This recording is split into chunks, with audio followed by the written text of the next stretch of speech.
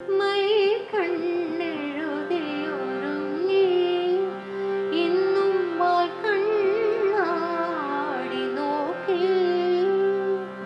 കസ്തൂരി മഞ്ഞൾ കുറി വരച്ചു കണ്ണിൽ കാർത്തിക ദീപം കൊളുത്തി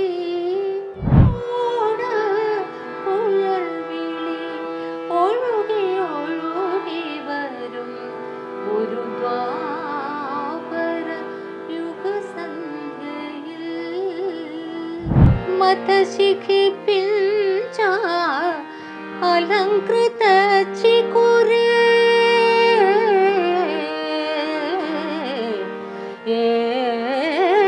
മതശിഖി പിഞ്ച അലങ്കൃത ചികുരേ മഹനീയക പോല വിജിതമുകൂരേ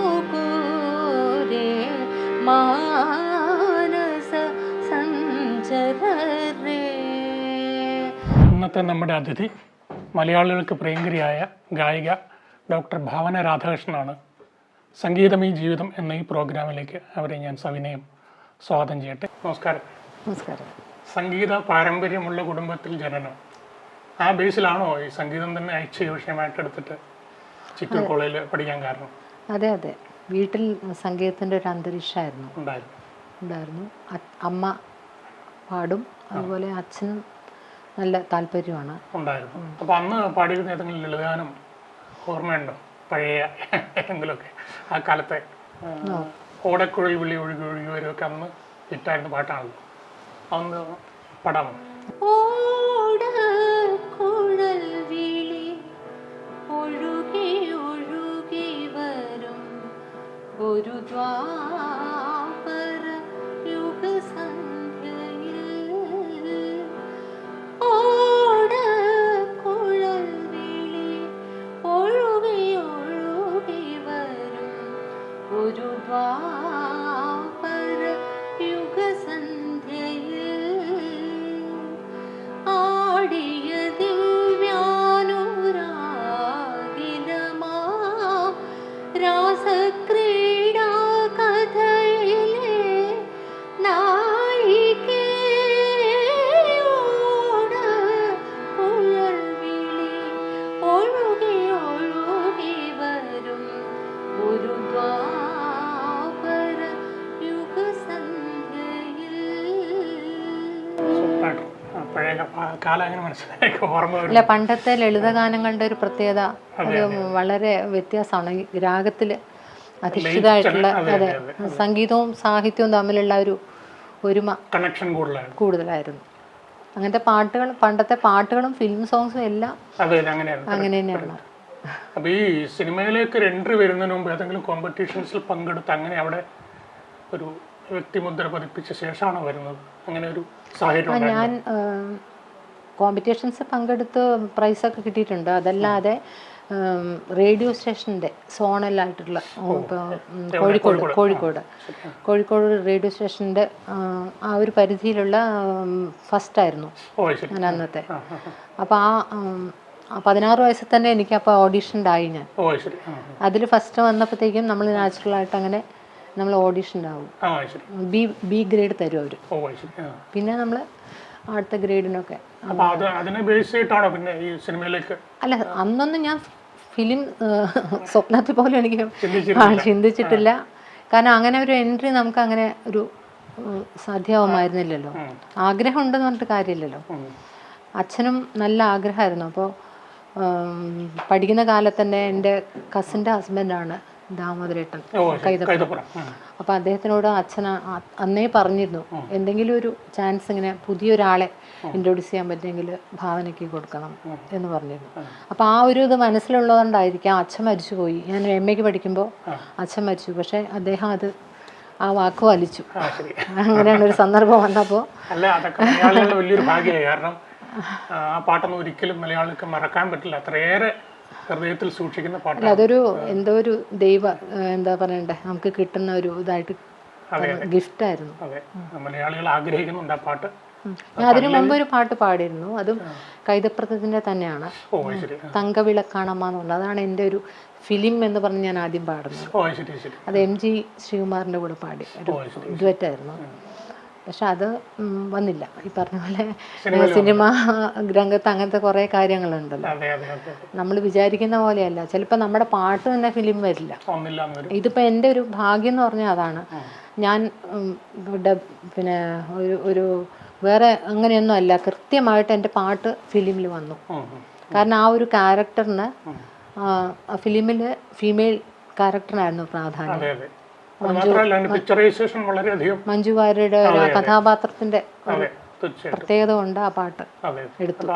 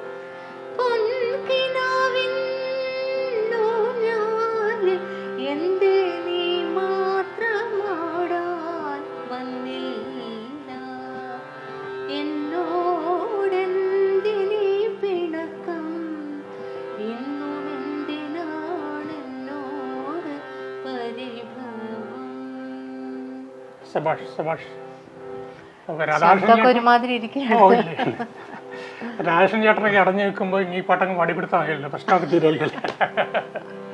കുറെ പേര് അങ്ങനെ അവരുടെ ജീവിതത്തിൽ ഈ പാട്ട് ഭയങ്കര ഒരു എന്താണ് പല ഇമ്പാക്റ്റ് ഉണ്ട് എന്ന് പറഞ്ഞിട്ട് എനിക്ക് കത്തെഴുതൊക്കെ ചെയ്യായിരുന്നു. അല്ല, മഞ്ജു വാര്യർ ഇത് പാടി അഭിനയിക്കുമ്പോൾ അത് കാണുമ്പോൾ ഒരുപാട് സന്തോഷം തോന്നിയില്ലേ? അത് ഒട്ടും എന്താ പറയണ്ടത്, നമ്മുടെ ഇതിനപ്പുറമുള്ള ഒരു കാര്യമാണ്, നമ്മുടെ പ്രതീക്ഷയ്ക്ക് അപ്പുറമുള്ള ഒരു കാര്യമാണ് ആദ്യം അങ്ങനെ പാടിയപ്പോൾ. ഞാൻ ചോദിച്ചോട്ടെ, മനസ്സിൽ ഏറ്റവും ഇഷ്ടപ്പെടുന്ന അല്ലെങ്കിൽ ബഹുമാനിക്കുന്ന സംഗീത സംവിധായകർ ഗുരുതുല്യരായിട്ടുള്ള വേറെ ആരെങ്കിലും ഉണ്ടോ? എൻ്റെ ഗുരുവാണ് പെരുമ്പാവൂർ ജി രവീന്ദ്രനാഥ് സാറ്.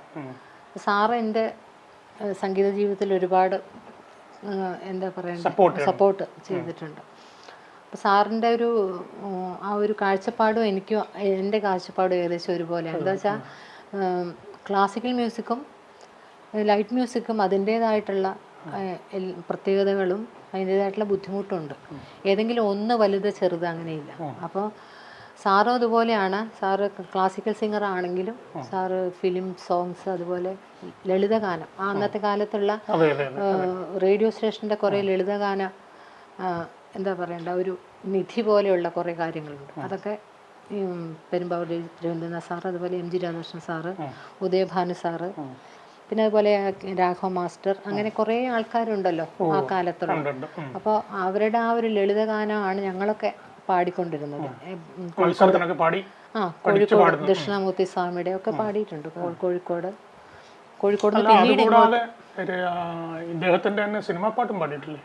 പാടിയിട്ടുണ്ട്. സാറാണ് എനിക്ക് ആദ്യമായിട്ട് ആറ്റുകാലമ്മയുടെ ഒരു CD പാടാൻ അവസരം തന്നത്. അപ്പോൾ അതും സാറാണ് അവസരം തന്നത്. അതുപോലെ സിനിമയിൽ ഒരു പാട്ട് പാടിയിട്ടുണ്ട് സാറിന്. ജയറാം നായകനായ ഒരു ചിത്രശലഭം നല്ലൊരു പാട്ടാണ്, കേട്ടിട്ട് പാടാം. ആ പാട്ടിൽ 2 വേർഷൻസ് ഉണ്ടായിരുന്നു അല്ലേ? അത് രാഗമാലികയാണ്.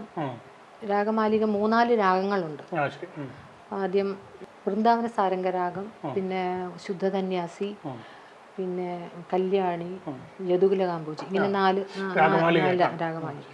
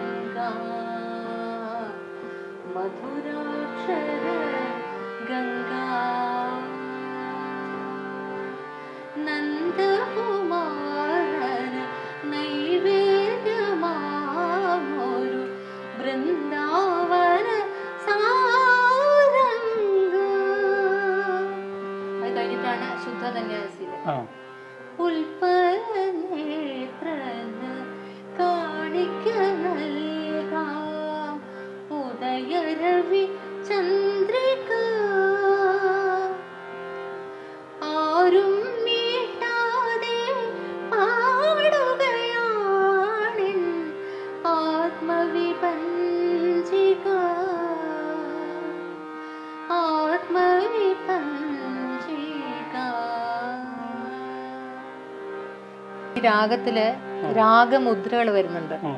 അപ്പൊ ആദ്യത്തേല് വൃന്ദാവന സാരംഗാന്ന് സാഹിത്യത്തിൽ തന്നെ വന്നു. ഇതിലെ ഉദയരവിചന്ദ്രിക, അപ്പൊ ശുദ്ധധന്യാസി എന്നുള്ള രാഗത്തിന് ഉദയരവിചന്ദ്രിക എന്നുകൂടെ പേരുണ്ട്. അപ്പൊ അങ്ങനെ ഓരോന്നിലും ഓരോ പേരുകളും കൂടി ഉണ്ട്. സാറിന്റെ വേറെയും പാട്ട് പാടിയിട്ടുണ്ടല്ലോ അല്ലേ? സാറിന്റെ അതെ, CD-യിലും ഒക്കെ പാടിയിട്ടുണ്ട്. സംഗീത സംവിധാന രംഗത്തും ഒരു കൈവച്ചിട്ടുണ്ടല്ലേ? കോളേജ് പഠിക്കുന്ന ഇൻട്രസ്റ്റ് ഉള്ള ഒരു സംഭവമാണ്. അല്ല, അപ്പോൾ കോളേജില് SM കോളേജില് ആവശ്യം വരാറുണ്ട് എന്തെങ്കിലും ഗ്രൂപ്പ് സോങ് ചെയ്യണം.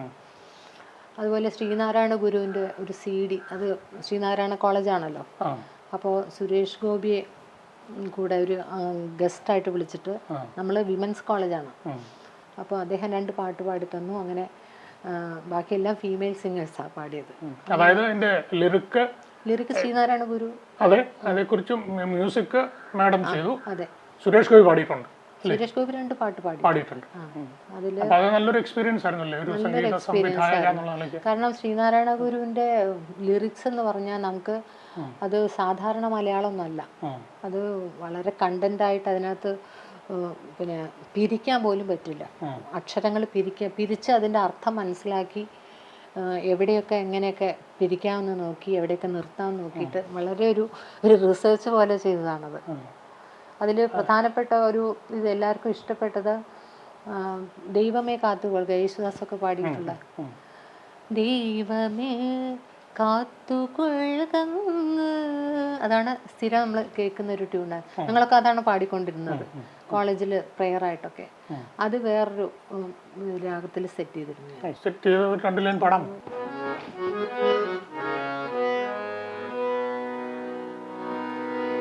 ദൈവമേ കാത്തുകൊള്ളുക, കൈവിടാതെ ഞങ്ങളെ, ദൈവമേ കാത്തുകൊള്ളുക, കൈവിടാതെ ഞങ്ങളെ, നാവികന്നി ഭാവാബ്ധിക്കൊരാവിവൻ തോണി നിൻപദം. വളരെ വളരെ നന്നായിരുന്നു, വളരെ ഹൃദ്യമായിരുന്നു. എന്തായാലും ഈ എഫർട്ടിനെ അഭിനന്ദിച്ചേ മതിയാവും. അപ്പം ഞാനിപ്പോൾ ഒരു കവിത ഏൽപ്പിച്ചാൽ എന്താണെങ്കിലും ഒരു സംഗീത സംവിധായക ഉള്ളിലുണ്ടല്ലോ, അതൊന്ന് ട്യൂൺ ചെയ്യാൻ പറ്റുമോ നോക്കൂ. എൻ്റെ ഒരു 8 ലൈൻ മതി, കുഴപ്പമില്ല. ഇത് എഴുതിയത് വളരെ മിടുക്കനായൊരു ലിറിക്ക് എഴുതുന്ന ആളാണ്. അദ്ദേഹത്തിൻ്റെ പേര് വിനയകുമാർ എന്നാണ്. വിനയകുമാർ മാനസ, കുറിച്ചിത്താനം സ്വദേശിയാണ്. ഇതൊന്നും പറ്റുമോ നോക്കും, ശ്രമിച്ചു നോക്കും. പെട്ടെന്ന് തരുമ്പോൾ അതിൻ്റെതായ ചില ബുദ്ധിമുട്ടുണ്ടെങ്കിലും കുറച്ചൊരു സാഡായിട്ടുള്ളൊരു പാട്ട് എന്ന് വെച്ചാൽ ഒരു പ്രതീക്ഷയും വിരഹവും ഒക്കെ ഉണ്ട്. കൊണ്ടുവരുന്നുണ്ട്. ഇതൊരു ഗോപികയുടെ ദുഃഖമായിട്ടാണ് ഈ കവിത എഴുതിയിരിക്കുന്നത്. അദ്ദേഹം ഭംഗിയായിട്ട് എഴുതിയിട്ടുണ്ട്. കണ്ണാ നിൻമുഖം കാണാ നിന്നുടെ കണ്ണുകളെന്നും കണ്ണീർക്കടലായി കാതരയാമി ഗോപിക ഞാനും കാളിന്തി നദി തീരത്തലയും വാടിയിലെല്ലാം ഓടി നടന്നു തേടാൻ ഇനിയും ഇടമില്ലല്ലോ നാടകം എന്തിന് ഇനിയും കണ്ണ നാട്യം ജീവിതം ഓരോ ദിനവും.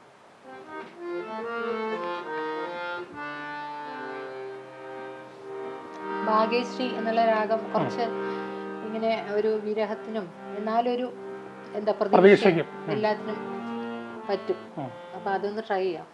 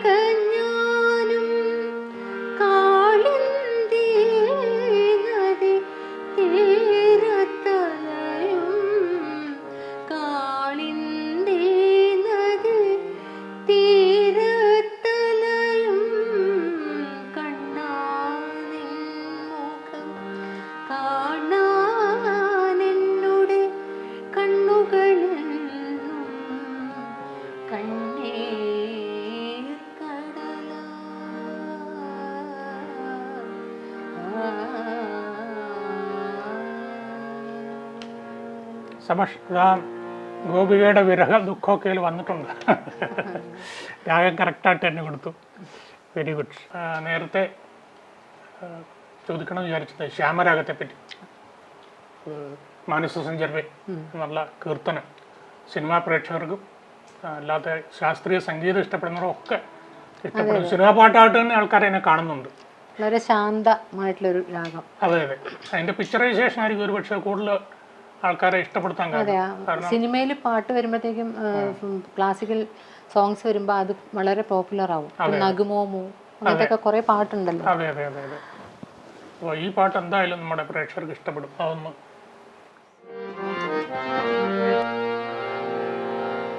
മതശിഖി പിഞ്ച അലങ്കൃത ചികുരേ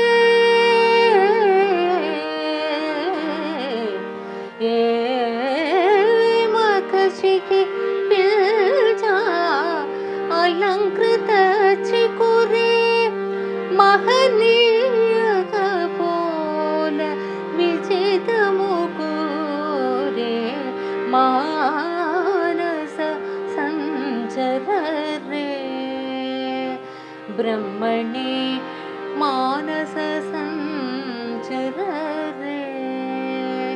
ബ്രഹ്മണി മാനസ സഞ്ചരരേ.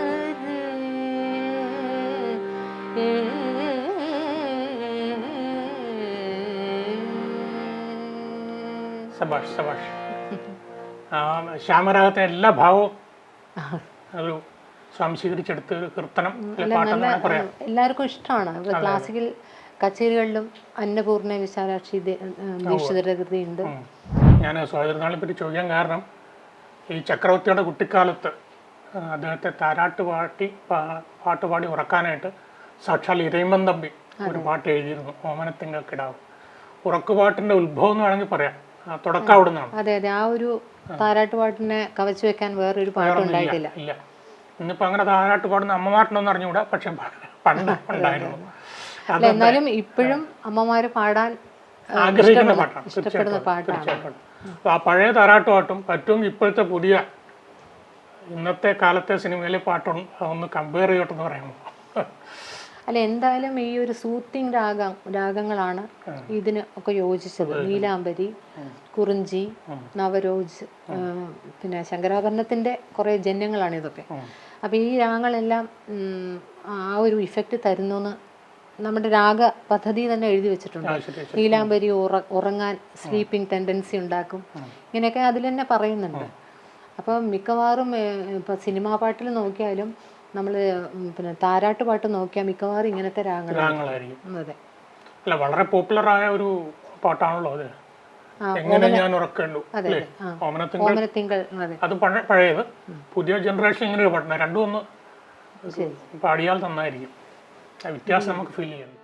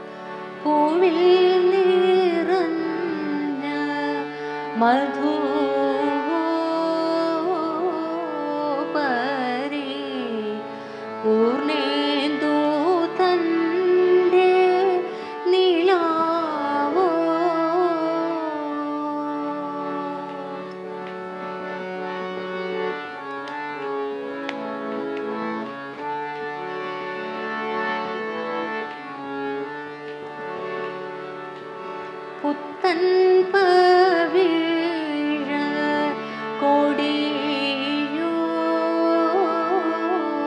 ചേറോ തത്തകൾ കൊഞ്ചും മൊഴിയോ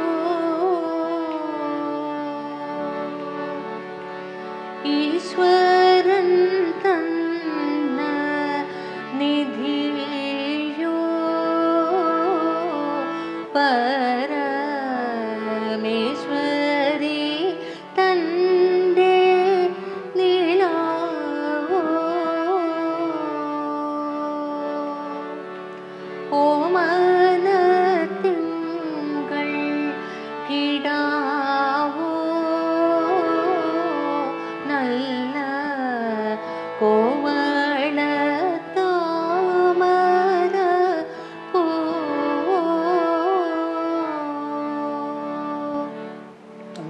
നന്നായിരുന്നു. നല്ലൊരു ഉറക്കപ്പാട്ട്. പുതിയ സിനിമയില് ഞാൻ നേരത്തെ സൂചിച്ച പോലെ ദേശാടനത്തിലും ഉണ്ടല്ലോ ഏതാണ്ട് ഉറക്കപ്പാട്ടല്ലേ. അപ്പോൾ അതും കൂടെ പാടുകയാണ്, ആ വ്യത്യാസം നമുക്കറിയാൻ പറ്റും.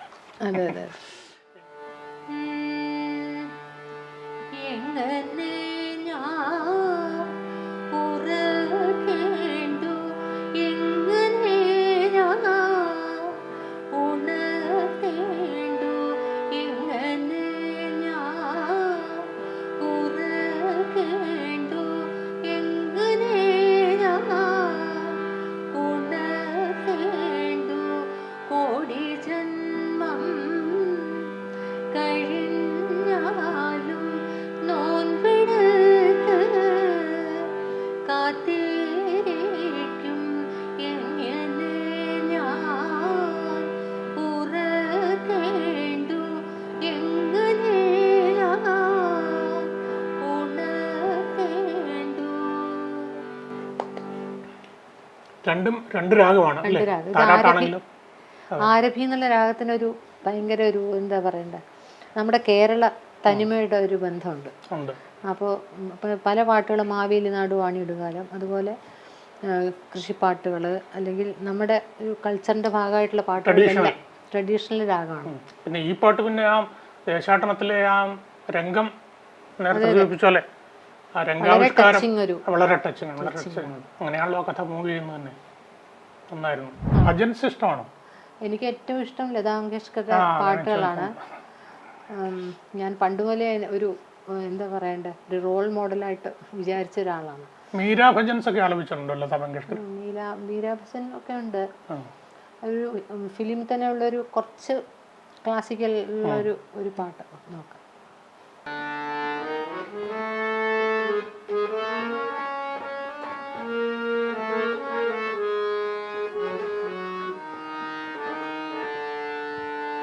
रेना बीते जाए, श्याम न आए, रेना बीते जाए, श्याम न आए, बिंदिया न आए, बिंदिया न आए, रेना बीती जाए, श्याम न आए, रेना बीती जाए. അന്ന് കോളേജിൽ പാടാറുള്ള ഗാനമേളകളിൽ പാടുന്ന തമിഴ് പാട്ട് ഏതെങ്കിലും ഓർമ്മയുണ്ടോ? ട്രൈ ചെയ്യാം.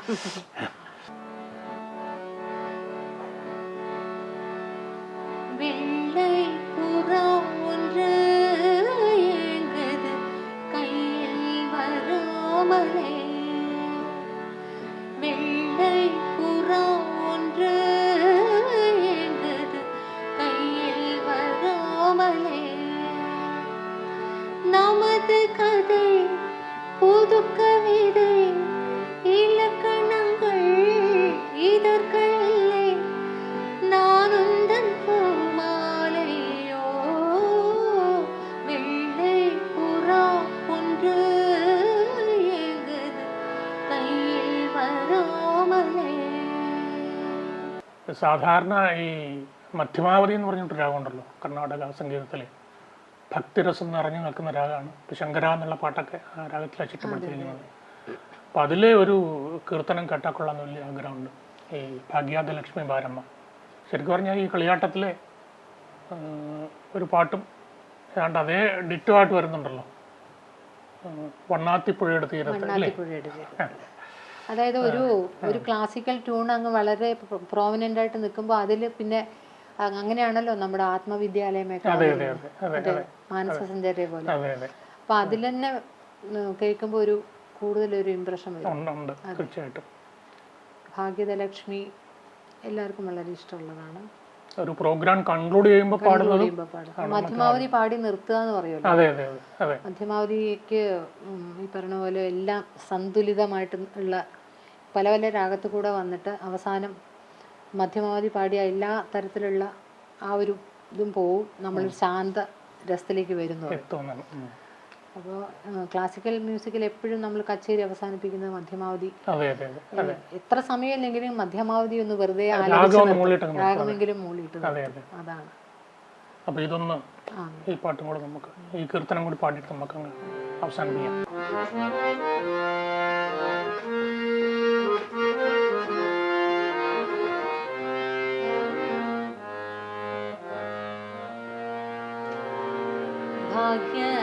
ഭാഗ്യലക്ഷ്മി ബാരമ്മ നമ്മമ്മ നീ സൗഭാഗ്യലക്ഷ്മി ബാരമ്മ നമ്മമ്മ നീ സൗഭാഗ്യലക്ഷ്മി ബാരമ്മ നമ്മമ്മ നീ സൗഭാഗ്യലക്ഷ്മി ബാരമ്മ.